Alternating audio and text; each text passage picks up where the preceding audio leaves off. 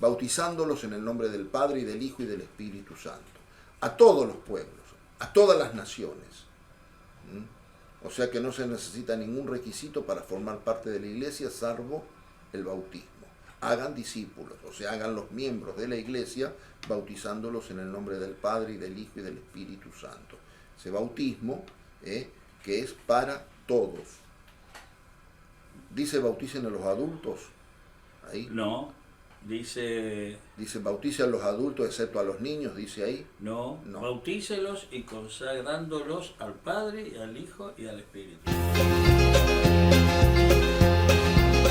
No quiero ser tan solo un caminante más, un soñador que jamás aprendió a escuchar. Quiero sentir un nuevo sol y así encontrar aquella esencia que tu voz me supo dar. No quiero ser una respuesta que se va. Bien, y estamos aquí con Jorge, que vamos a grabar unos videos juntos para aclarar algunos temas de apologética. Hay que tener cara para todo, ¿qué va a hacer? Y si no, no se puede predicar, ¿no es cierto? Jorge, ¿qué tal? ¿Cómo te va? Bien, muy bien. ¿Hay que hacer cara dura para predicar, che? Sí, no. Te doy gracias por esta invitación. Bueno, por esta invitación y otras que van a seguir. Sí, esto tiene éxito. Sí, tiene éxito porque te vas a suscribir al canal, nos vas a regalar un like, un dedito para arriba, vas a compartir el video, vas a tocar la campanita para enterarte cuando el Sembrador sube un nuevo video. Muy bien. Bueno, Carlos, el motivo que me mueve es que hay muchas dudas en la calle y a veces esas dudas nos hacen flaquear en la fe. Por ejemplo, hay unas preguntas que me estuve haciendo y me hicieron. ¿Quién fundó realmente la iglesia? Y los protestantes dicen que la iglesia católica la fundó el emperador Constantino. ¿Qué dice el Evangelio? Pero antes de Constantino, antes de ir al Evangelio. Sí. Antes de Constantino, que Constantino del siglo IV, y entre el siglo I y el siglo IV ya había obispos, santos, celebraciones, o sea que ya había iglesia antes de Constantino. Lo que no había eran protestantes antes de Constantino, ni hasta el 1520. Así que la iglesia, Jesucristo fundó una iglesia, una única iglesia en la cual encontramos la salvación. Esa iglesia es la iglesia católica, ¿sí? ¿Qué dice el Evangelio? A ver, léeme Mateo 16, 18, 19. Bueno, dice, Simón Pedro respondió, tú eres el Mesías, el Hijo de Dios vivo. Jesús le dijo, dichoso tú, Simón, hijo de Jonás, porque no te ha revelado nadie la carne y hueso, sino mi Padre del cielo. Pues yo te digo que tú eres Pedro y sobre esta piedra construiré mi iglesia.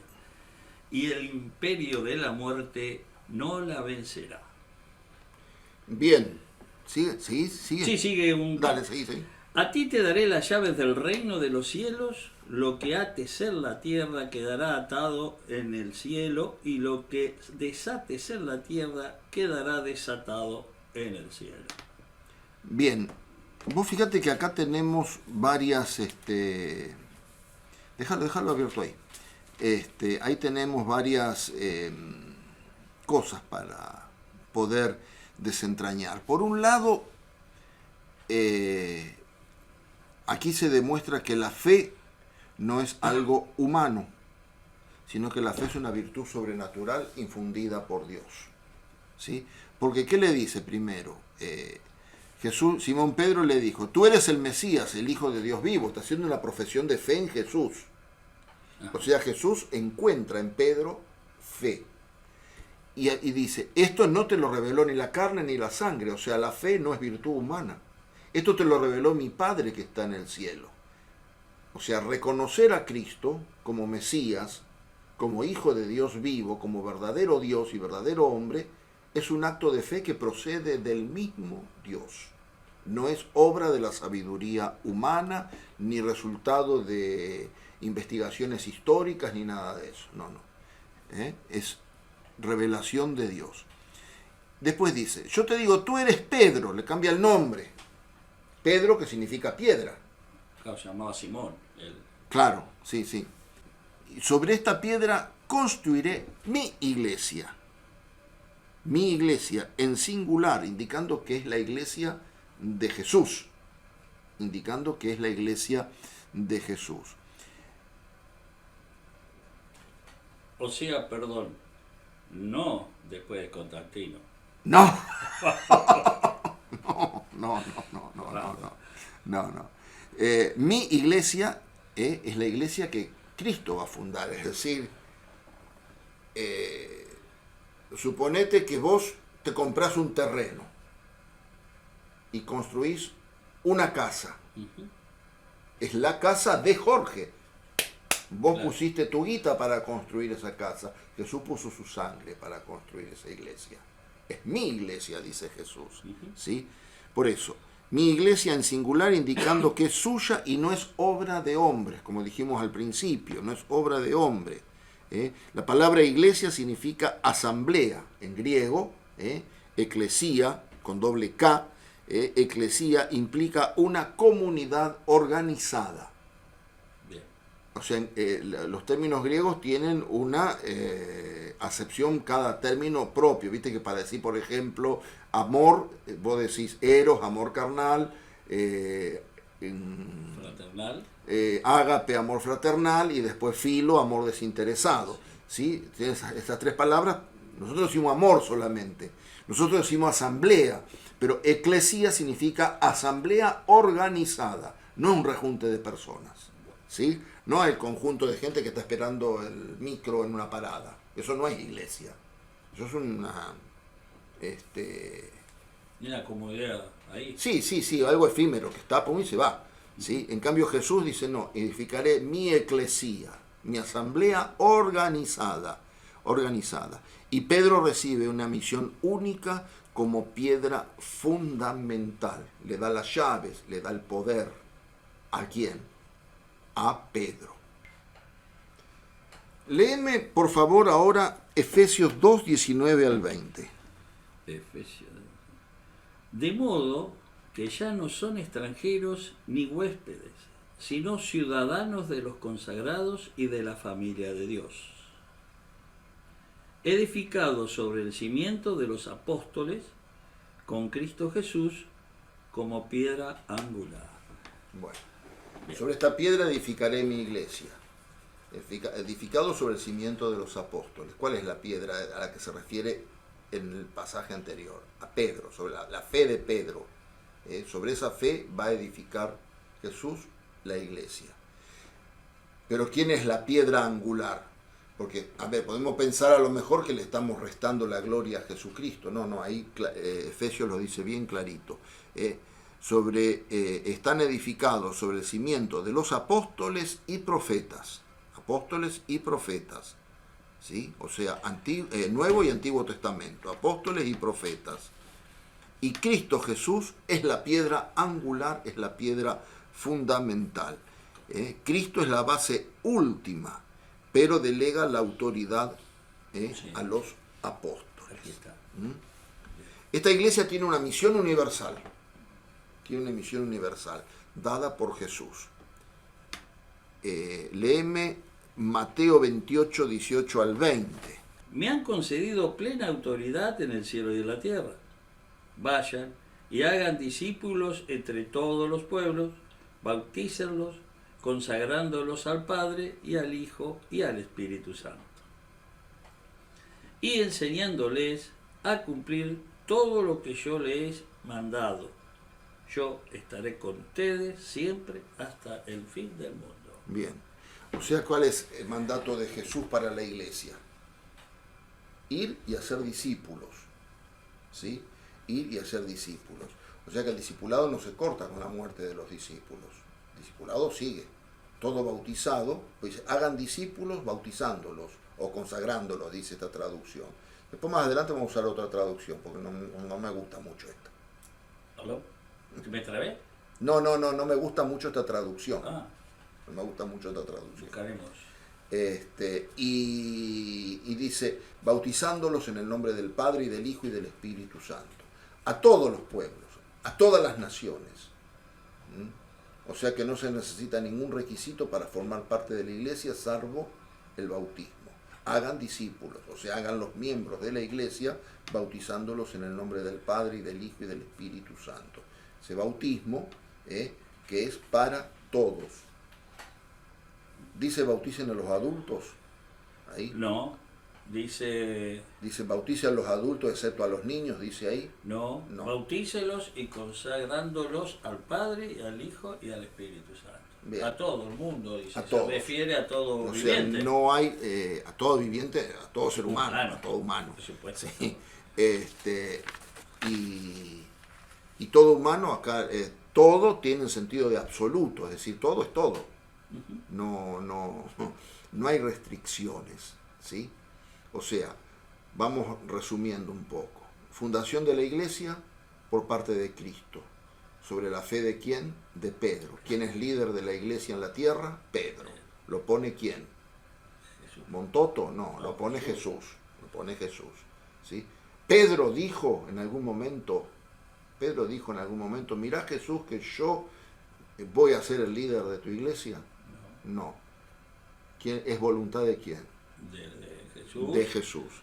Es voluntad de Jesús. Bien. Bueno, tenemos Marcos 16:15, también dice, vayan por todo el mundo y anuncien el Evangelio. Sería el paralelo, no lo vamos a leer, ¿no? Tengo acá. Bueno, léelo, pero es el texto paralelo. Sí, es muy importante, porque dice, quien crea y se bautice se salvará. Quien no crea se condenará. Y creer significa, por el bautismo, aceptar a Jesucristo como mi Salvador. Pero, o sea, tengo que recibir el bautismo. Una pregunta, Sí. porque acá podemos hablar de las personas conscientes y de las inconscientes, como los bebés, que se hace responsable los padres y los padrinos. Claro. Sí. Ah, Sí. hasta su mayoría de edad. Después cada uno opta, sí, porque Dios juzga a cada uno según sus obras. Pero el bautismo es para todos. Sí. No tiene restricciones el bautismo. No es solamente para los adultos, como dicen los protestantes. El bautismo es para todos. Es para niños y es para adultos. De hecho, en la iglesia bautizamos niños y bautizamos adultos. Claro, porque esta persona, que es evangélica, me dijo que no le bautizaban al hijo porque era menor y que era la decisión, cuando sea mayor, de bautizarse y abrazar a la fe de ellos. Entonces ahí está, que es el que no se bautice, no se ¿Y dónde salvará. queda el pasaje del Evangelio que Jesús dice, dejen que los niños vengan a mí, si no se los llevamos? Claro.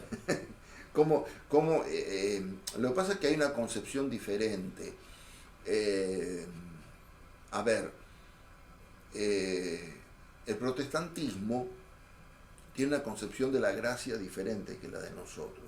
Nosotros creemos que la gracia obra y transforma al hombre en su esencia, en su ontología, en su naturaleza. O sea, comienzan a llamarse y a ser hijos de Dios, iluminados por la gracia, iluminados por la gracia. Esa gracia, ¿sí? Esa gracia no está restringida a una edad determinada. No está restringida a una edad determinada. Vos cuando tenés un niño chiquito y se enferma, no le preguntás si quiere tomar los remedios. Se lo tenés que dar, ¿sí? Claro. Se los tenés que dar. Sabés que yo soy de gusto, soy medio asqueroso, y me gustaban los remedios a mí. Sí. En mi casa no entendía cómo era que me gustaban los remedios, pero yo me los tomaba, me encantaba. Bueno, qué sé yo. Son gustos y gustos. Una pregunta. Sí. En caso de un infante, ¿no? De un niño que no llegue a ser bautizado. Yo recuerdo que a mi hijo lo bauticé a los pocos días de nacer, lo bautizaban. Pero un niño que nace y lo bautizan al año y fallece a los 8 meses, porque puede suceder. Sí. ¿Qué pasa con ese niño? Y una de las cosas es que el Papa dice que el limbo de los niños no tiene fundamentación bíblica, no existe, es una hipótesis que no debe ser tenida en cuenta como dato de fe. Por lo tanto, entonces el limbo no existe. ¿Qué es el limbo? Para los que no lo escucharon nunca, el limbo es la idea de pensar que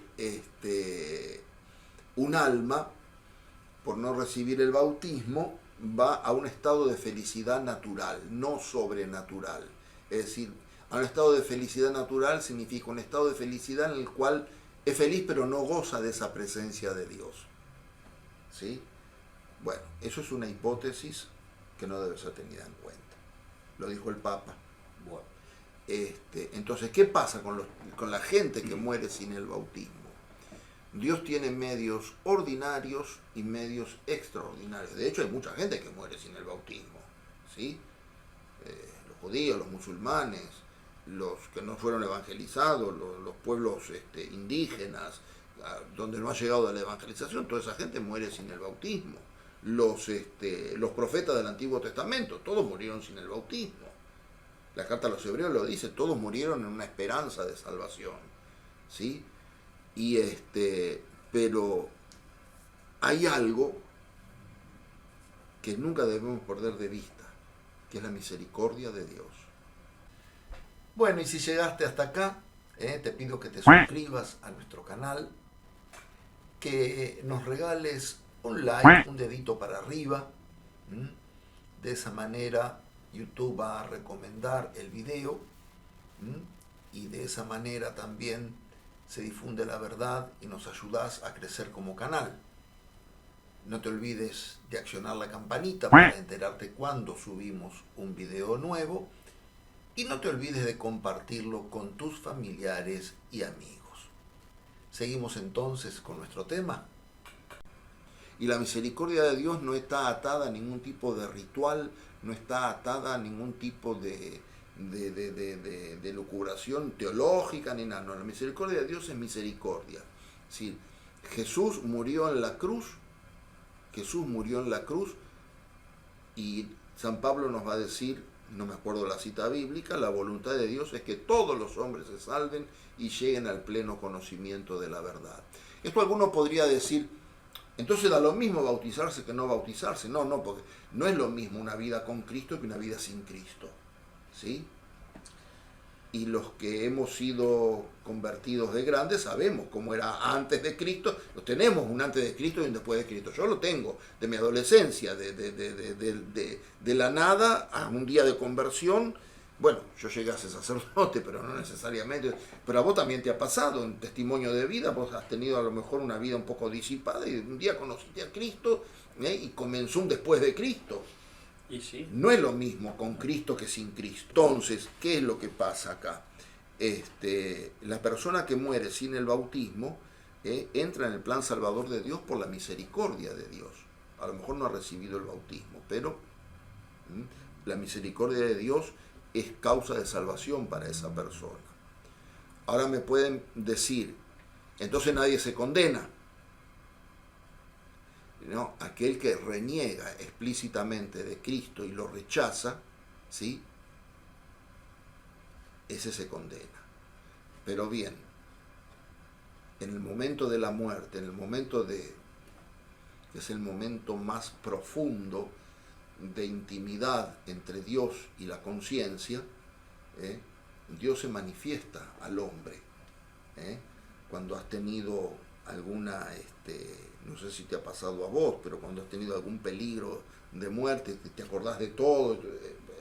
Bueno, dicen que cuando vamos en un avión y se está cayendo, ahí nos acordamos de Dios cuando nunca creíamos en Él. Bueno, por eso sí, o sea, es el mismo Dios que provoca ese vínculo. Si aún ahí vos lo rechazás, y bueno, es lógico, te vas a condenar. Pero quién sabe, nadie tiene la capacidad de saber si en el último instante el ser más desgraciado del mundo, si en el último momento de su vida se arrepintió, está bien, va a tener que pasar por un purgatorio, va a tener que como es, va a tener que rendir cuenta a Dios de todos sus actos, todo, pero Dios tiene en cuenta el arrepentimiento de las personas. Y va a tener que pagar según sus obras. Eso es para todos, para vos, para mí, para vos, para todos. ¿Sí? Bien. Una cosa que me quedó una duda y ahora me quedé pensando, cuando vos me dijiste que en el Antiguo Testamento los profetas y esas personas no habían sido bautizadas y no sabemos si fueron salvadas. Ahora, la duda que a mí la puedo llegar a tener fueron yo... salvados. Sí, porque cuando Jesús dice, cuando nosotros decimos que descendió a los infiernos, ¿no habrá ido a rescatar a aquellos? Eso es lo que sostiene, pero eso sería tema de otra cosa, ¿no? Bueno, pero por lo menos para aclararme mi duda en sí, ese sí, momento, sí. Eso es lo que sostiene la Iglesia, que Jesús descendió a los infiernos a rescatar las almas que habían muerto en gracia de Dios antes de su venida. Creían en Dios y... No solo creían, sino que lo preanunciaban. Claro. Isaías, Jeremías, Miqueas, todos esos profetas. Elías, un santazo. Sí. Que fue arrebatado en un carro de fuego y llevado en cuerpo y alma al cielo. Elías, Enoc, que no murieron nunca, dice la tradición. La tradición bíblica dice nunca murieron. Bien, entonces, hablábamos de eclesia, comunidad organizada, comunidad con estructura. Y Jesús le da una estructura a la iglesia. Jesús le da una estructura a la iglesia. Le da una estructura y un envío.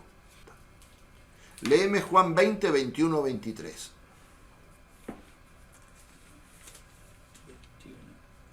Jesús repitió: la paz esté con ustedes.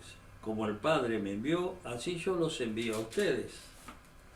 Al decirles esto, sopló sobre ellos y añadió: reciban el Espíritu Santo. A quienes les perdone los pecados, le quedarán perdonados, y a quienes se los retengan, les quedarán retenidos.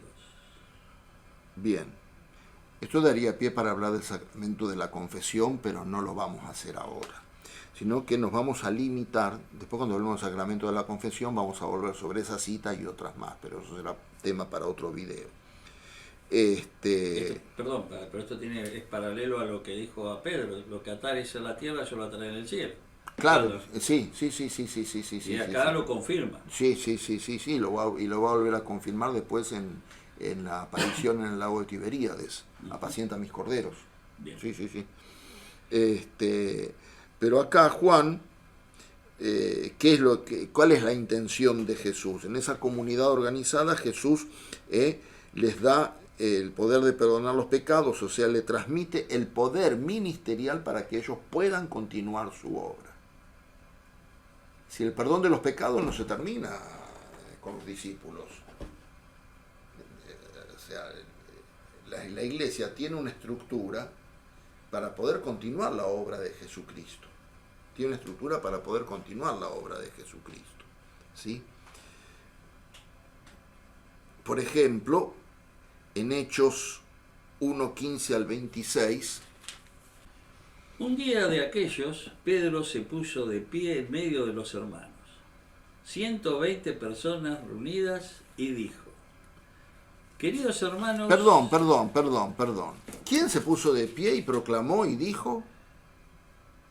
Pedro. ¿Y por qué no Juan, Andrés o alguno de los otros? ¿Por qué Pedro? Bueno, pienso que, por lo anterior dicho, pienso que Pedro fue elegido para manejar y ser cabeza de la iglesia. De la Exactamente. Iglesia.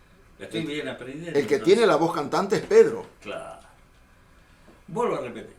Un día de aquellos, Pedro se puso de pie en medio de los hermanos, 120 personas reunidas, y dijo: queridos hermanos, tenía que cumplirse lo que el Espíritu Santo profetizó en medio de David acerca de Judá, el que guió a los que arrestaron a Jesús. ¿Sigo? ¿Hasta dónde era? Es Hechos 1:15 al 26. Perdón. Un día de aquellos, Pedro se puso de pie en medio de los hermanos, 120 personas reunidas, y dijo: queridos hermanos, tenía que cumplirse lo que el Espíritu Santo profetizó en medio de David acerca de Judá, el que guió a los que arrestaron a Jesús, que era uno de los nuestros y compartía nuestro ministerio. Con el dinero que le pagaron por su maldad, compró un terreno, cayó de cabeza, su cuerpo se abrió y se le salieron las entrañas. Todos los vecinos de Jerusalén se enteraron, de modo de que el terreno se llamaba en su lengua Agel Dama, es decir, campo de sangre, porque está escrito en el libro de los Salmos, quede su morada despoblada sin que nadie la habite y que su puesto lo ocupe otro. Bien, para un cachito ahí. Jesús había fundado la iglesia sobre la fe de Pedro. Sí. Pedro era el jefe de esa iglesia, puesto por Jesús, siempre puesto por Jesús. Y fíjate cómo ya en el comienzo la iglesia tiene problemas de convivencia. Estando Jesús vivo, estando Jesús en medio de los discípulos, ya tenés un Judas que te pone palos en la rueda. Porque muchas veces la gente se queja, ¿no? Y yo no voy a la iglesia porque en la iglesia pasa esto. Yo no voy a la iglesia porque lo que están en la iglesia. Judas era parte de esa iglesia. Mira. Y mirá la que se mandó. Lo traicionó. Lo traicionó por 30 monedas. Seguí. Acá. Sí. Ahora bien, es necesario que uno de los que nos acompañaron mientras el Señor Jesús estaba entre nosotros, desde el bautismo de Juan hasta que nos fue quitado, sea constituido junto con nosotros testigo de su resurrección. Designaron a dos: José, llamado Barsabás, apodado Justo, y Matías. Después rezaron así: Tú, Señor, que conoces los corazones de todos, indícanos a cuál de los dos eliges para ocupar el puesto de este ministerio apostólico, que Judas abandonó para marchar al lugar que le correspondía. Ya está, hasta 23, Hasta y llegamos al 23. 26. O sea que los discípulos tienen conciencia del mandato de Jesús.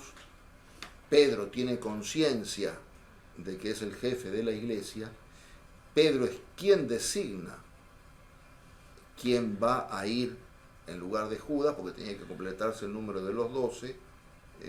O sea que la elección A Matías eligió. de Matías, sí, la elección que recae sobre Matías es tan válida como la de cualquier discípulo. Claro. Es tan válida como la de cualquier discípulo.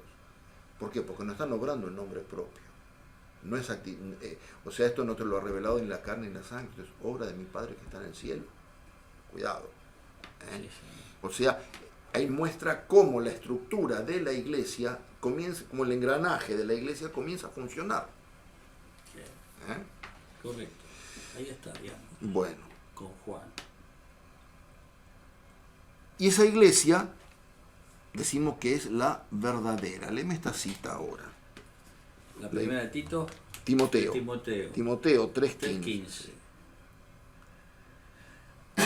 Bueno.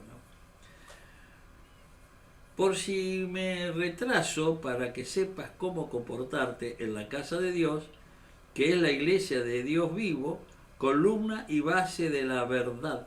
Grande es sin duda el misterio de nuestra religión.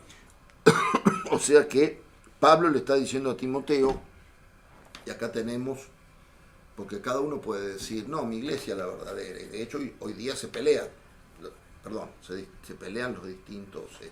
No, pero aquí está clarito. Eso es lo que... léelo de vuelta. Dice, aunque espero visitarle pronto, te escribo estas cosas porque si me retraso para que sepas cómo comportarte en la casa de Dios, que es la iglesia del Dios vivo, columna y base de la verdad. Columna y base de la verdad. Ahí está. Hoy día hay muchos que se pelean, todos dicen, mi iglesia, si vos poner que fueras de una confesión protestante y yo de otra, nos estaríamos discutiendo, pero no, la mía es la verdad, no, la mía es la verdadera. No, la verdadera es la fundada por Cristo, la Iglesia Católica, columna y base de la verdad. Columna y base de la verdad. Qué bien. Muy bien. Columna y base de la verdad. No es palabra de hombre, esto te lo ha revelado mi Padre que está en el cielo, lo que acabamos de leer es pura palabra de Dios. No hay ningún tipo de agregado humano. Nadie puede arrogarse la fundación de una iglesia. Yo edificaré mi iglesia. Las iglesias protestantes son las iglesias de Lutero y de todos los que se han ramificado y han hecho distintas iglesias, la iglesia de los testigos de Jehová, la iglesia de Russell, la iglesia mormona, la iglesia de José Smith, no son iglesias de Jesucristo. Jesús le dice a Pedro, yo edificaré mi iglesia. La palabra iglesia, eclesía, tiene la acepción griega de asamblea organizada. Y hemos demostrado cómo se va desarrollando, cómo llaman ellos a los discípulos, cómo llaman a Matías, que es como que lo llama el mismo Jesús, y cómo es, y Pablo termina diciéndole a Timoteo, a Timoteo, sí, me había confundido con Tito, sí, sí. Termina diciéndole a Timoteo, la iglesia es columna y fundamento de la verdad. O sea, no es una idea abstracta, no es un cuerpo visible, es garante de la verdad revelada. Es garante de la verdad revelada. O sea que me haces pensar una cosa, pero déjame terminar la reflexión. Sí. Cuando, no lo vamos a leer ahora, pero podemos comentarlo, cuando la conversión de San Pablo, ¿sí? Señor, ¿quién eres? Yo soy Jesús. ¿Y cómo le dice? Y vos estás persiguiendo a mis amigos. No le dice así. ¿Cómo le dice? Esa que tú, ¿por qué me persigues? ¿Por qué me persigues? Sí. Y Pablo nunca lo conoció a Jesús. ¿Cómo lo va a perseguir? Él perseguía a la iglesia, a los cristianos. ¿Y Jesús qué dice? Yo soy Jesús a quien tú persigues. Me estás persiguiendo vos a mí. Sí. O sea que la iglesia es iglesia de Jesucristo. O sea que a mí me queda pensando que me deja muy tranquilo esto, porque el que fundó mi iglesia, al cual yo creo, está vivo. Y los otros son todos muertos. Esperando algún día la resurrección. Exactamente. Sí. O sea que yo tengo una iglesia de vivos, más otros profesan una iglesia de muertos. ¿Por qué? Y sí. Porque nadie puede arrogarse la fundación de una iglesia. No. Voy a fundar una iglesia. ¿Con qué armas? ¿Con qué fe? ¿Con qué doctrina? No tendría que reinventar. Bueno, de hecho es vamos a salirnos un poco de la Biblia, pero de hecho los líderes sectarios, inclusive los testigos de Jehová, que tienen la traducción del Nuevo Mundo, en su imprenta propia, tienen una traducción a su gusto y piacere de la Sagrada Escritura. Sí. Ellos dicen estudiar la Sagrada Escritura, pero no estudian la Sagrada Escritura. Ellos van cambiando versículos a conveniencia de ellos en contra de la Iglesia Católica. ¿Sí? Otro día, si querés, hablamos de los testigos de Jehová más en profundidad. Conozco el tema de quién fundó Carlos Ted Russell. Sí. Fundó esa iglesia. Así que bueno, amigos, hasta aquí este video y nos estaremos viendo, si Dios quiere, para la próxima. Muchas gracias, Jorgito, por tu compañía, y vamos a presentar después un próximo video. Chao, amigos. Chau.